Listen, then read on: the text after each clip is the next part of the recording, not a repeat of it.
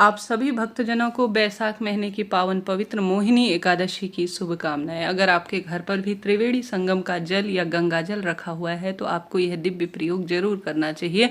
छोटा सा वीडियो है, बहुत महत्वपूर्ण काम की बात आपके लिए रहेगी, अंत तक बने रहिएगा। आप जानते होंगे इस साल महाकुंभ लगा था और हम सभी के घर में किसी न किसी स्वरूप में त्रिवेणी संगम का जल रखा हुआ है।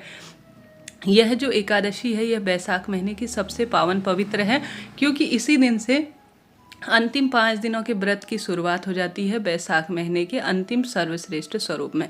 हालांकि मैंने इसका वीडियो बनाया है कि बैसाख महीने के अंतिम 5 दिनों का व्रत कैसे करें, क्या नियम है, कमेंट्स में पिन किया हुआ है, आप उसे जरूर देखिएगा। इस बार जो मोहिनी एकादशी है 8 मई दिन गुरुवार के रूप में जो है व्रत स्वरूप में हमें प्राप्त हो रही है। बहुत अद्भुत श्रेष्ठ संयोग हो रहे हैं। हारी बीमारी से परेशान है, एकादशी व्रत नहीं भी कर सकते हैं तो आप जो पावन पवित्र त्रिवेणी संगम का जल है उससे यह उपाय जरूर करें। गंगा जल है तो भी आप कार्य कर सकते हैं। गुरुवार होने के कारण, एकादशी व्रत होने के कारण यह तिथि और अधिक शुभ हो गई है।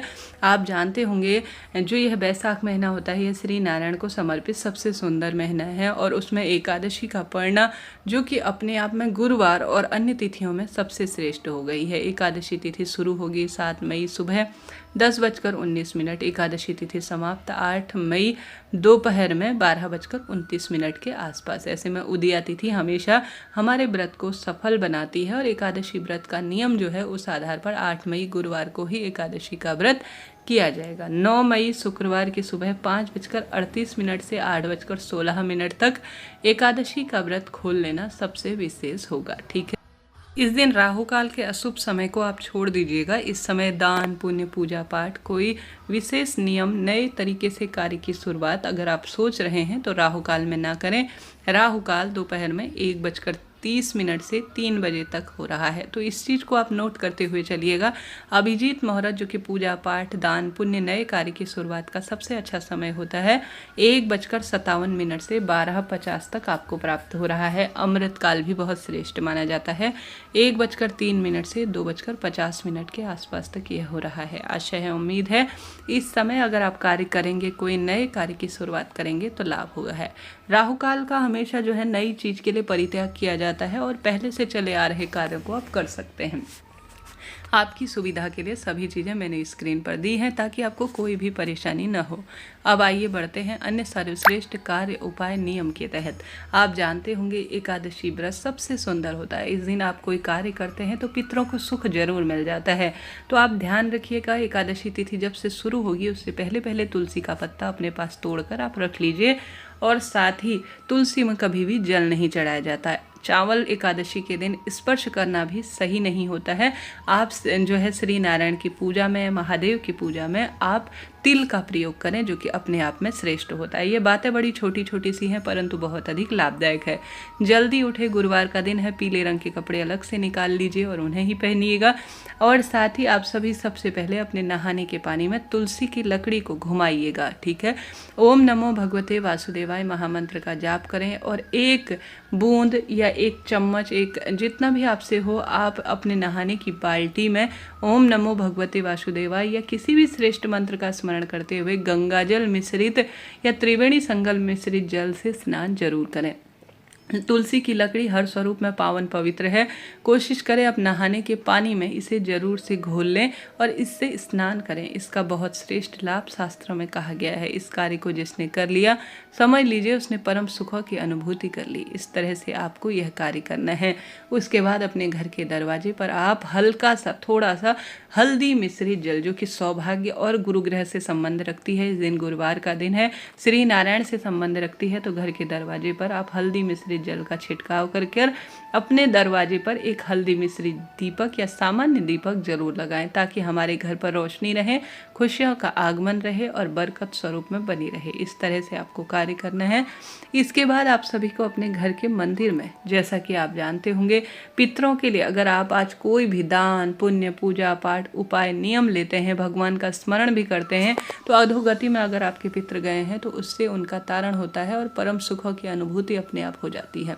तो आप सभी विशेष तौर पर जितना भी जो भी आप कार्य कर रहे हैं वह कार्य करते हुए भगवान का ध्यान स्मरण ज़्यादा से ज़्यादा कीजिएगा। इसके बाद आप सभी को अपने घर पर जो लड्डू गोपाल हैं या श्री नारायण है या महादेव का शिवलिंग है, उस पर आप सभी को जो है, जैसे आप स्नान कराते हैं भगवान को, तो इस दिन आप तो स्वयं जो है गंगा जल मिश्रित जल से स्नान कर लिए, तो भगवान जी को भी आपको त्रिवेणी संगम के जल से जरूर स्नान कराना है। और साथ के साथ आप सभी को विशेष तौर पर शंख में कच्चा दूध भरकर जो है और जो तुलसी का पत्ता है वह रखकर और एक चुटकी हल्दी रखकर श्री नारायण के लड्डू गोपाल स्वरूप को जरूर स्नान कराना है। महादेव के शिवलिंग पर काले तिल और त्रिवेणी संगम का जल अपनी मन की कामना कहते हुए जरूर से समर्पित करें। स्वधा जो है या सोमक पित्र का या स्वधा माता का आप ध्यान करें महादेव के शिवलिंग पर जब आप त्रिवेणी संगम का जल चढ़ाएंगे तो ऐसी मान्यता है, इससे रोग दोष कष्ट संकट कटते हैं, दुख दरिद्रता का अंत होता है और परिवार में सौभाग्य बढ़ता है और हर स्वरूप में सुखद अनुभूति होने जीवन में आरंभ हो जाती है। तो शिवलिंग पर आप कुछ भी नहीं कर सकते हैं तो आवश्यक रूप से त्रिवेणी संगम का जल आप स्वधा माता और सोमक पित्र का नाम लेकर जरूर से समर्पित करें। कुछ भी न कर पाने की स्थिति में इतना सा कार्य भी आपको बहुत श्रेष्ठ अनुभूति देता है।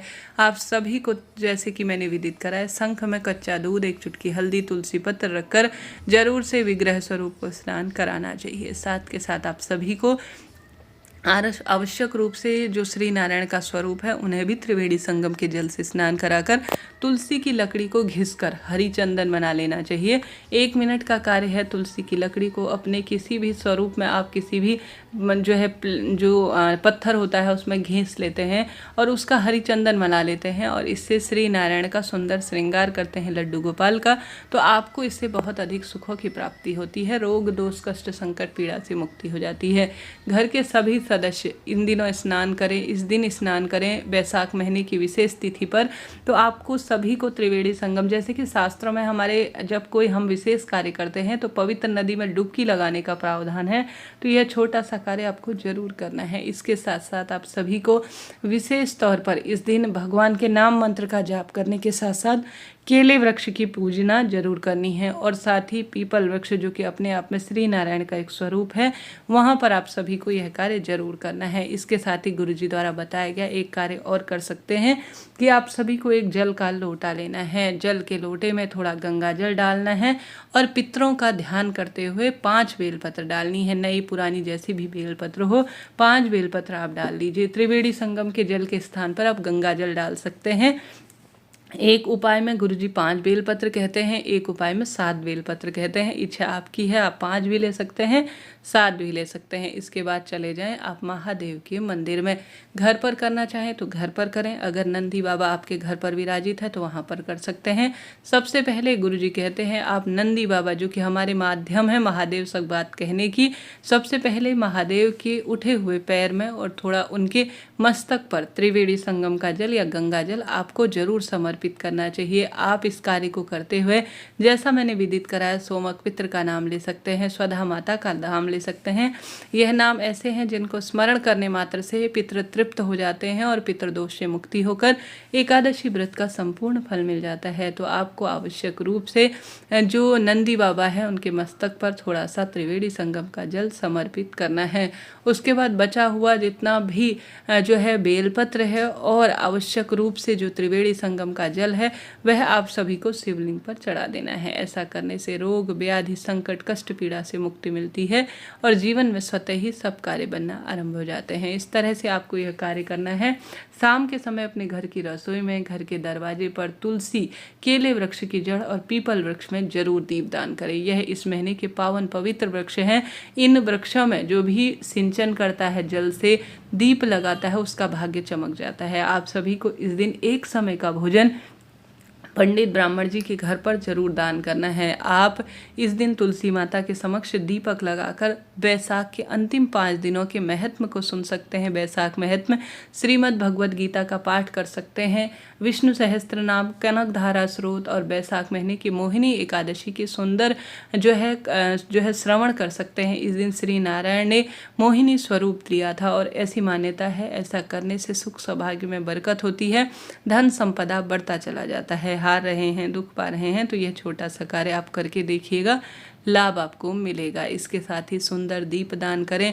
पशु पक्षियों के लिए आप अन्न की व्यवस्था, जल की व्यवस्था, पेड़ पौधों में जल का सिंचन करते हैं तो आपको अनंत गुना लाभ होता है और सर्वश्रेष्ठ फलों की प्राप्ति होती है। इस महीने जो अंतिम 5 दिनों हैं, इनमें आप नियम लीजिए कि आप जल्दी उठें, मंत्र जाप करें, दीप दान करें, जल का दान करें, ज़्यादा से ज़्यादा भगवान का चिंतन मनन करें और सर्वश्रेष्ठ स्वरूप में पूजा आराधना में अपना समय व्यतीत करें। यह दिन कोई साधारण नहीं है, भाग्य की रेखाओं को प्रबल करने के लिए है। आशा है, उम्मीद है यह कार्य आपके लिए श्रेष्ठ और शुभ कर रहेगा। आपके जीवन में खुशियाँ आए, यही प्रार्थना करते हैं।